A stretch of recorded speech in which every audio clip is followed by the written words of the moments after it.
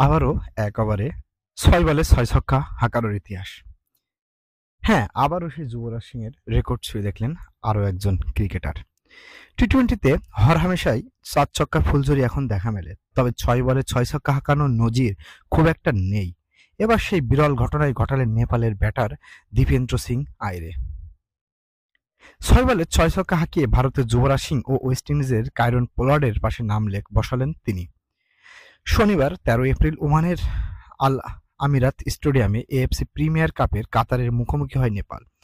টসে জিতে প্রথমে ব্যাটিংয়ে নামে নেপাল। এতে টর্নেডো ইনিংস খেলেন দীপেন্দ্র সিং আইরে। মাত্র ২১ বলে ৩, ৪ ও ৭ ছক্কায় ৬৪ রানে অপরাজিত থাকেন তিনি।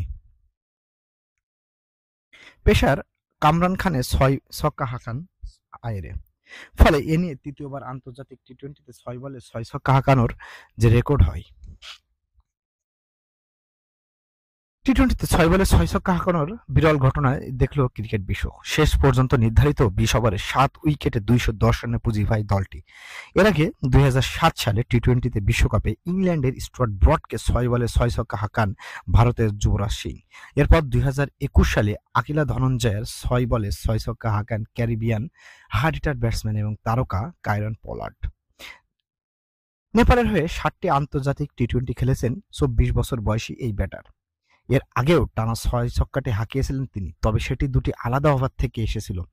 মঙ্গোলিয়ার বিপক্ষে সেই ম্যাচে টি-টোয়েন্টিতে সর্বোচ্চ ৩১৪ রানের রেকর্ড গড়েছিল নেপাল।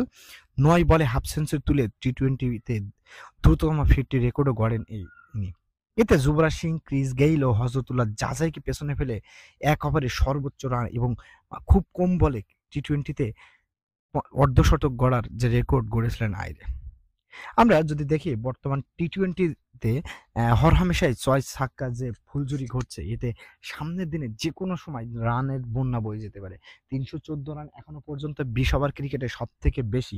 হয়তো সামনের কোনো দিন নেপাল বা অন্যান্য কোনো দেশের ব্যাটসম্যানরা ৬ এর ফুলঝুরি তুলে দিতে পারে এরা। এখন আমরা যদি বলি আয়ের ক্রিকেট ক্যারিয়ারে তিনি বরাবরই হার্ড হিটার এবং অত্যন্ত পরিশ্রমী একজন ক্রিকেটার। নেপালের যে ক্রিকেট যে জাগরণ সেটা হচ্ছে এইসব প্লেয়ারদের হাত ধরে, সন্দীপ লামিছানে, আইরে এদের হাত ধরে।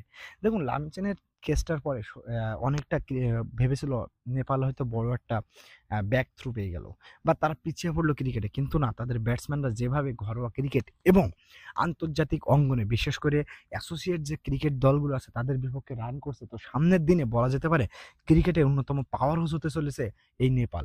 কারণ আফগানিস্তান, বাংলাদেশের পরে বা আয়ারল্যান্ডের পরে তারাই এখন সবচেয়ে বিগ থিং। ক্রিকেটে তাদের যে জাগরণ, বিশেষ করে সামনের দিনগুলোতে তাদের যে পরিকল্পনা, সেখানে বলাই যায় এশিয়ার মধ্যে অন্যতম পাওয়ার হাউস বা পঞ্চম ষষ্ঠ দল হতে চলেছে এই নেপাল। সমট, কেমন লাগলো আপনার আয়ের ব্যাটসম্যান, বা আপনি কতটা ফলো করেন নেপালের ক্রিকেট? আমাদের কমেন্ট বক্সে জানান। সে পর্যন্ত সাথে থাকুন। ধন্যবাদ।